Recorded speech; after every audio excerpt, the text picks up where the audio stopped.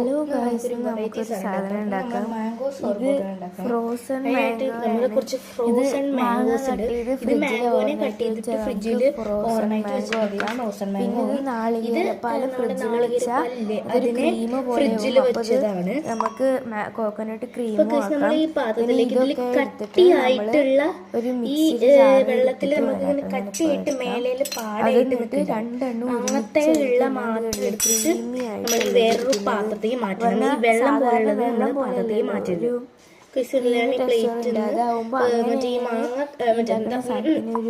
നമ്മുടെ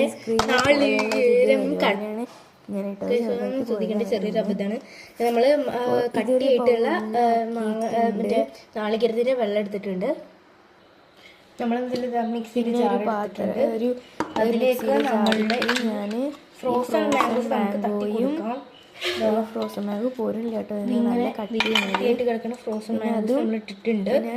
അതിലേക്ക് നമ്മൾ കട്ടിയാക്കിയിട്ട് വെച്ചിട്ടുള്ള നാളികേരം മിക്സിയുടെ ജാറിൽ നന്നായിട്ട് കോക്കനട്ട് ക്രീം എന്നാണ് കേട്ടോ പറയുക. ഈ ഫ്രിഡ്ജിൽ വെച്ചാൽ നേരെ വെള്ളമുണ്ട്.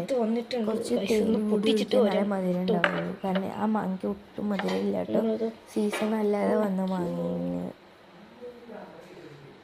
എന്നിട്ട് പിന്നെ നമുക്കിത് അടയ്ക്കാം. നമ്മളിത് അടയ്ക്കണം. എന്നിട്ട് നമുക്ക് അടിച്ചെടുക്കാം, നേരെ അടിച്ചെടുക്കാം.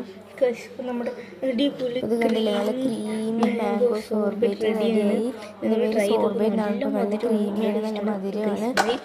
ലൈക്ക് ചെയ്യണം, ഷെയർ ചെയ്യണം, സബ്സ്ക്രൈബ്. ബൈ.